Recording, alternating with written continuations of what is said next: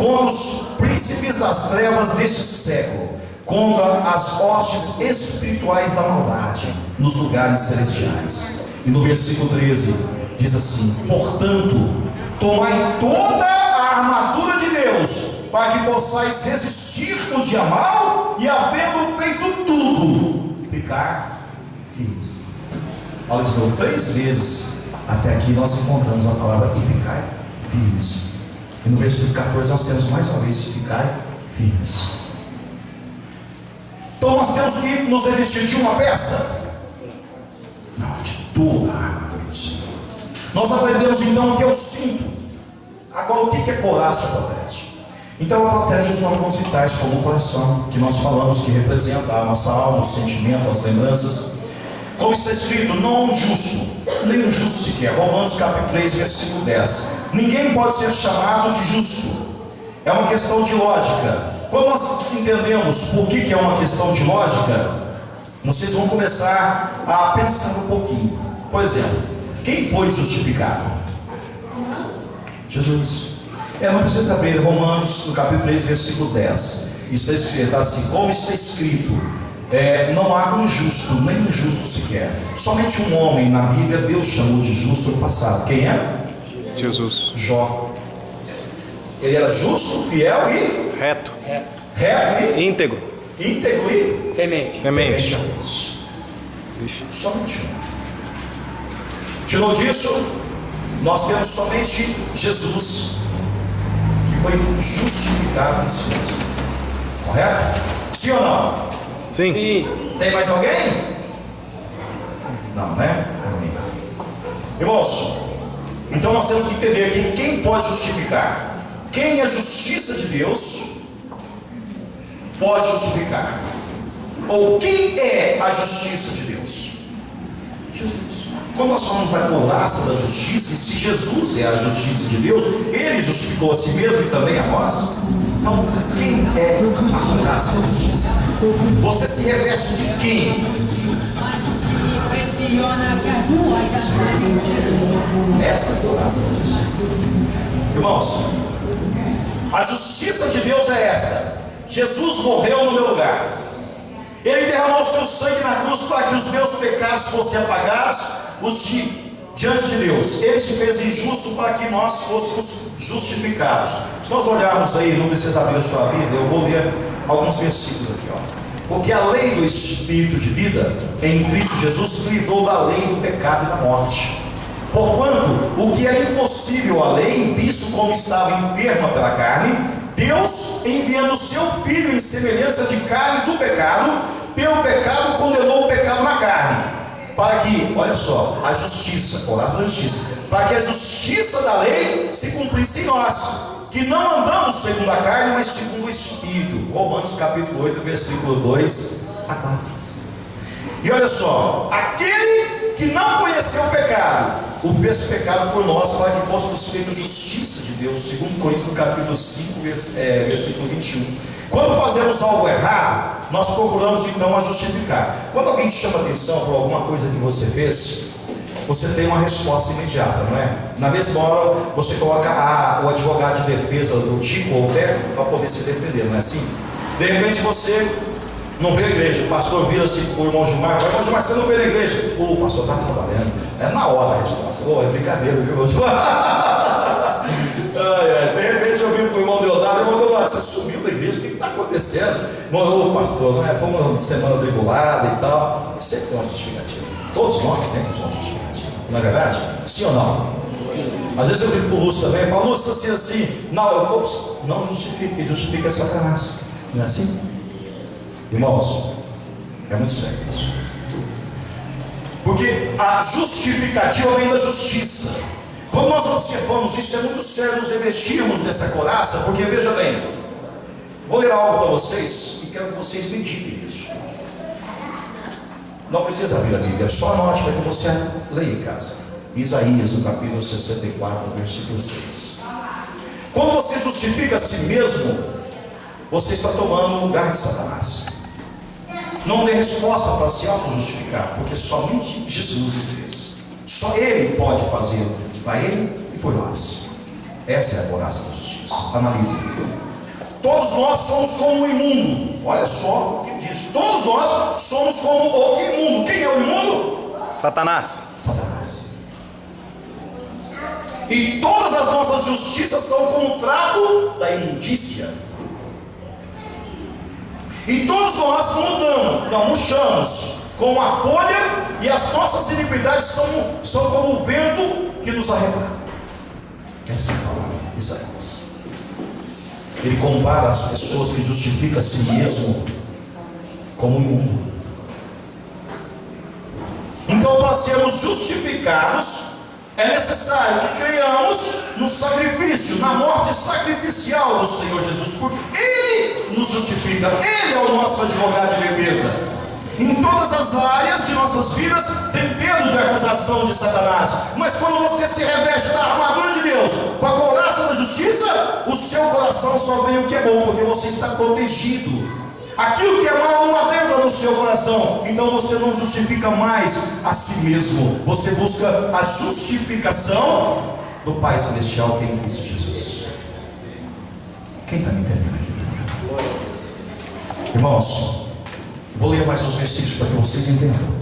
É necessário para que vocês saibam. Pois, por isso, nenhuma carne será justificada. Olha só. Por isso, nenhuma carne será justificada diante dele pelas obras da lei. Porque pela lei vem o conhecimento do pecado. Mas agora se manifestou sem a lei a justiça de Deus, tendo o testemunho da lei e dos profetas. Isto é, a justiça de Deus. Coraça da justiça.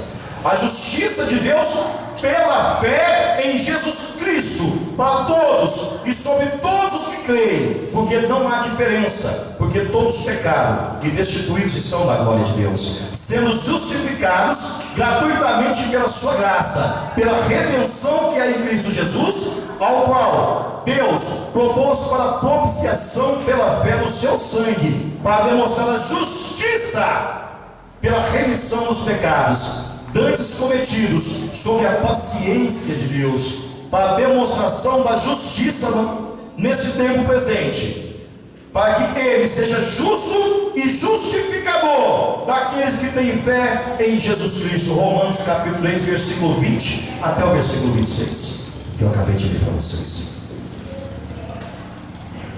Vocês estão entendendo que a couraça da justiça é o sangue derramado do Senhor Jesus?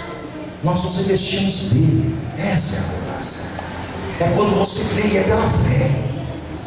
Quando você tem a fé na morte sacrificial, você crê nisso, você está revestido da couraça da justiça, porque Ele justifica você, Ele é o único justo. E quem é a justiça de Deus? Jesus. Se Ele é a justiça de Deus, a couraça da justiça quem é? Jesus. Jesus. Simples, não é verdade?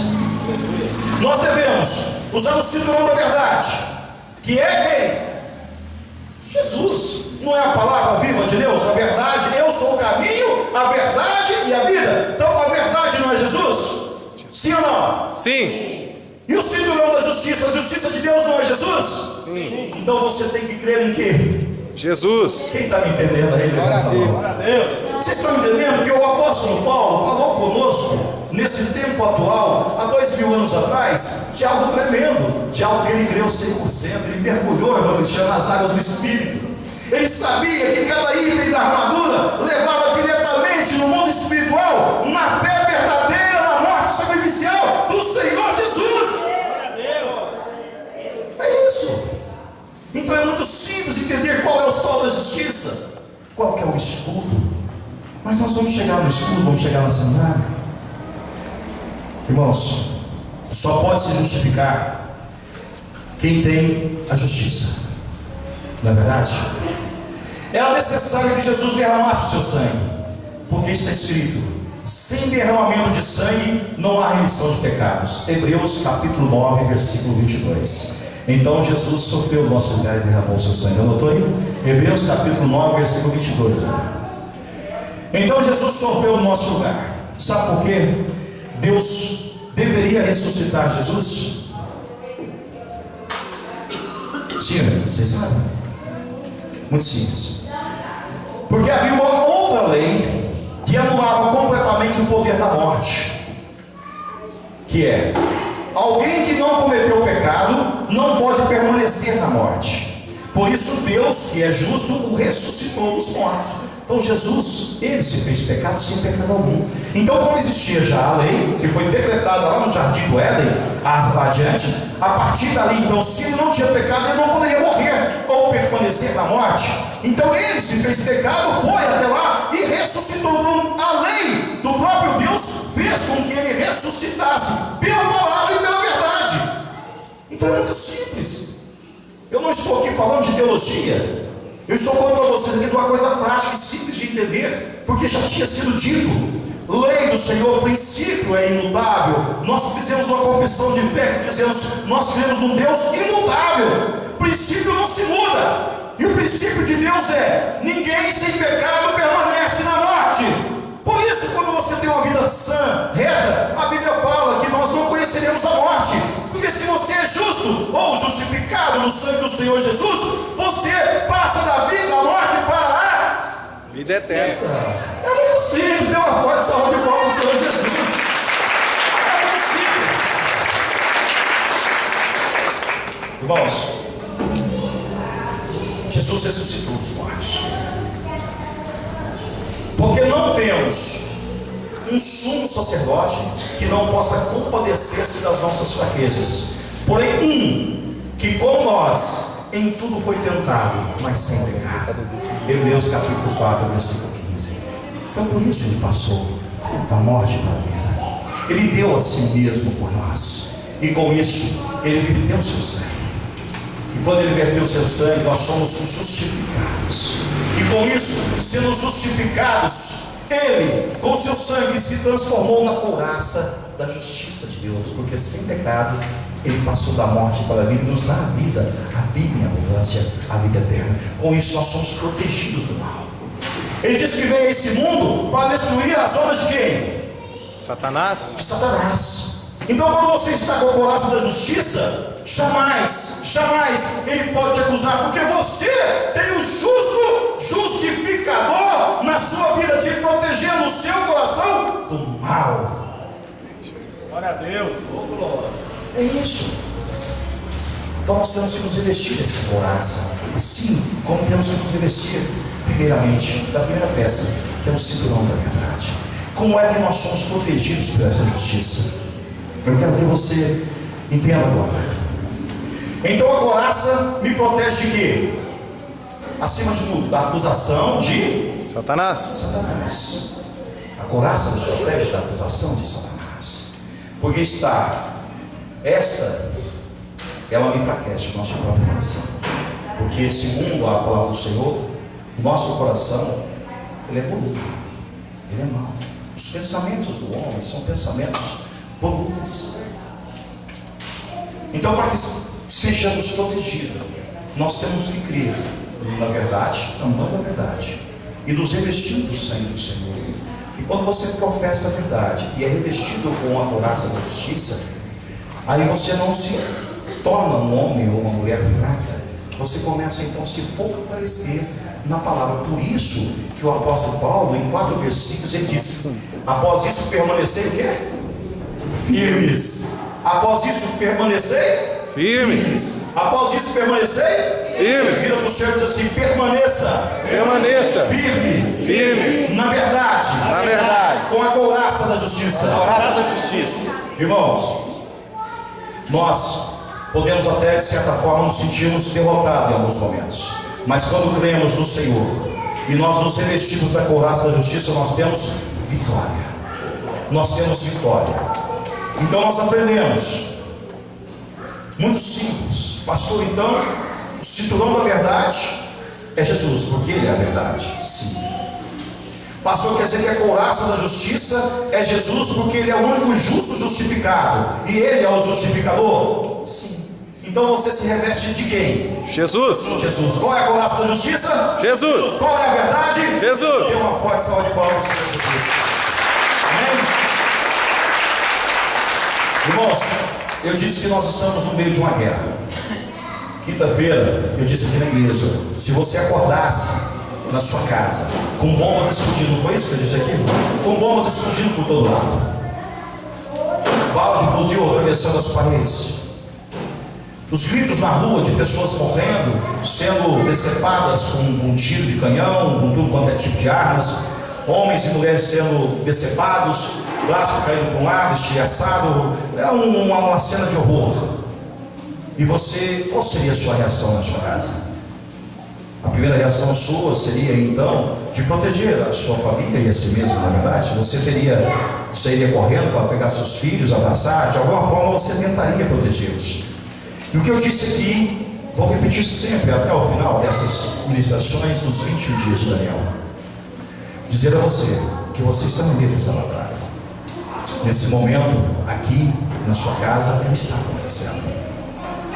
Só que nós não vimos e não ouvimos, porque ainda não clamamos ao Senhor o dom do Espírito Santo, que é o discernimento espiritual. Eu estou trazendo essas mensagens das armaduras de Deus para que você entenda que é necessário que você se revista dela, para que você entenda o que é essa batalha e que você é um guerreiro. Guerreiro não retrocede, guerreiro vai em frente. Há momentos em que você para e descansa em Cristo Jesus, porque Ele diz: eu sou o descanso, eu sou o Senhor do sábado. Então nele você descansa, e logo em seguida você está revigorado e fortalecido, recarrega as baterias espirituais e marcha, vai adiante. E como é que você tem que fazer isso? Não voltando aos cultos, vem à igreja, alimente da palavra, recarregue as suas baterias. Esteja ligado na unidade do corpo de Cristo, na congregação dos santos de Deus. Participe das campanhas, seja um abençoador. Não tome só papel de receber. A palavra do Senhor diz que é melhor dar do que receber. Muitas pessoas vêm na igreja, senta para ouvir o ministrante, o palestrante, ouvir a palavra do Senhor. Mas é muito bom também que você possa tomar posição, assim como os irmãos querem cantar, vem para cá, louve ao Senhor. Querem ministrar a palavra, nós temos terças e quintas que eu estou abrindo espaço. Aos domingos, agora até o final dessa campanha, eu mesmo vou estar ministrando. Mas as terças e quintas nós estamos abrindo espaço para que você venha ministrar a palavra. Participe. Na sua casa, leia a Bíblia. Leia a Bíblia. Leia a Bíblia. A Bíblia é a palavra verdadeira do Senhor. Busque o discernimento. Peça a Ele: Pai, abre a minha mente espiritual, me deixe entender isso que o Senhor está dizendo comigo nesse momento. O pastor me deu aqui uma relação de salmos para que eu leia até o último dia desse jejum de Daniel. Eu quero ler, eu quero meditar, eu quero entender. Aquilo que você não entender, vem aqui e me pergunta, eu vou te orientar. Se eu não souber a resposta, eu te prometo que eu vou pesquisar, eu vou estudar, eu vou buscar a resposta para você. E eu tenho certeza que Deus vai me dar, porque eu creio nesse Deus. A confissão de fé que nós fizemos aqui no início é verdadeira no meu coração. Então eu quero que você medite isso e se revista do cinturão da verdade e da couraça da justiça. Amém? Amém. Aleluias. Glória a Deus. Você está no meio de uma guerra? Sim. Você está no meio de uma guerra? Sim. O que você vai fazer? Lutar. Se revestir das armaduras de Deus. Amém? Assim, eu vou me revestir das armaduras de Deus. Porque Jesus é a minha vitória, que supera todas as derrotas. Jesus é a minha coragem, que supera todo o meu medo. Jesus é o meu Senhor. Amém? É isso, amados. Agora eu quero falar de alguma coisa. Hoje nós temos a consagração dos dizimistas, e nós vamos passar a falar disso agora. Já vou chamar o irmão Ferreira, que ele vai estar falando do dízimo para vocês. Vocês viram que hoje eu mudei um pouquinho a cara do culto. Nós pedimos uma pequena oferta, desse jejum de Daniel, porque nós temos algumas necessidades na igreja. Eu preciso comprar mais cadeiras, nós estamos querendo formatar essas cadeiras, querendo organizar algumas coisas na igreja. Nós estamos já com 1 ano e meio praticamente aqui. Nós não colocamos ainda o painel aí na frente, porque nós não tivemos condição. Eu não estou aqui falando para sensibilizar vocês, não. Amém? Eu estou só colocando uma realidade. Então nós começamos a formatar o culto. E eu vou fazer algumas pequenas campanhas, que eu tenho certeza serão de bênçãos na vida das pessoas, esse ano, porque eu pretendo, em nome de Jesus, junto com vocês, ou comprar esse imóvel, ou adquirir um imóvel para ser a nossa sede da própria igreja. Glória a Deus. Amém? E eu quero convidar vocês a participar disso comigo. Tem pessoas que não é do nosso ministério, mas já se colocou à disposição também para ajudar, né? Então, a partir, assim que eu terminar no dia 22, eu vou iniciar então uma campanha. Eu quero estar na campanha de reconstruindo os cultos. Nós vamos iniciar uma campanha, onde nós vamos pedir esse auxílio todos os domingos para a igreja, para estar nos ajudando. Eu já tenho a conta no banco da igreja, todo o dinheiro arrecadado estará no banco. Nós vamos estar juntando, ou para dar entrada aqui, ou em nome de Jesus também. Tem essa área aqui que vai ser, né, o Dilon já viu aí, já ligou lá na imobiliária, já em breve vai estar saindo esse loteamento aqui, dessa esquina para lá, certo? A minha intenção é comprar esses 2 primeiros terrenos desse aqui, se Deus abençoar, né, sendo a vontade do Pai. Se não comprarmos aqui, a gente dá a entrada e nós vamos parcelar o restante. E aí nós vamos, toda a igreja está participando junto, pagando a prestação, e nós vamos fazer mutirão. Nós temos o Henrique é pedreiro, o Timão que é pedreiro, o Joel que é pedreiro. Nós temos pessoas aqui, em nome de Jesus, as mulheres, testemunho de Jeová aqui deu um baile, né, nos ensinou que as mulheres, né, fazem a diferença, não é verdade?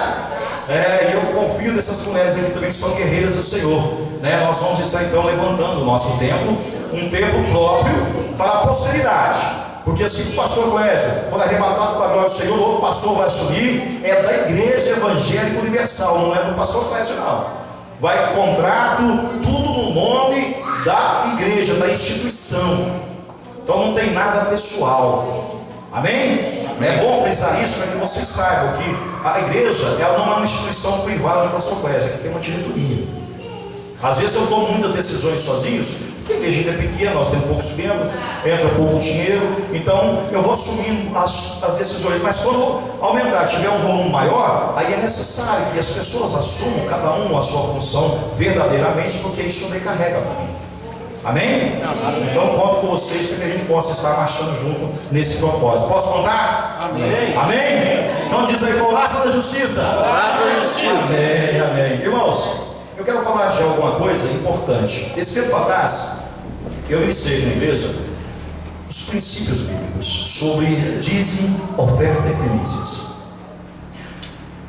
Quando eu falo da igreja secular, tradicional, as pessoas assustam muito com a questão de primícias e dízimo. Desde a época de 300 anos atrás, que até Lutero ainda não era, quando houve a reforma, no início era tudo correto, havia primícia, havia dízimo e havia as ofertas. Mas logo na sequência começou então a sair os batistas, e aí veio a congregação cristã e veio outras instituições religiosas fundamentadas desde aquela época, mudaram um pouco a palavra do Senhor. Mas nós fizemos uma confissão de fé. Nós dizemos aqui naquilo que nós cremos. Quem realmente creu naquilo que nós confessamos aqui hoje? É tudo correto? Teve alguma coisa que alguém que acha que está errado? Está tudo correto? Então, se todos concordam, dizem couraça da justiça. Couraça da justiça. Amém. Veja bem, o princípio é imutável, inalterável. Jesus veio e não abrogou a lei. Ele não anulou a lei. Jesus veio e cumpriu a lei por nós, mas também Jesus disse: pela graça sois salvos. Eu acabei de ler para vocês que pela lei nós seríamos condenados na carne, e Jesus veio e na carne nos deu a absolvição. Amém? Nós vivemos pela graça, mas Jesus não mudou a lei. Ele disse: dai do dízimo e do cominho, mas não fazei aquilo que é melhor, ou seja, cuidar do órfão, da viúva, do andarilho, fazer o bem às pessoas. Então ele não mudou a lei. As igrejas mudaram. As igrejas mudaram. Dentro da nossa visão, que é o que a Bíblia nos fala, o dízimo e as ofertas, a palavra do Senhor diz: trazei todos os dízimos e as ofertas na casa do tesouro, para que não falte mantimento na minha casa.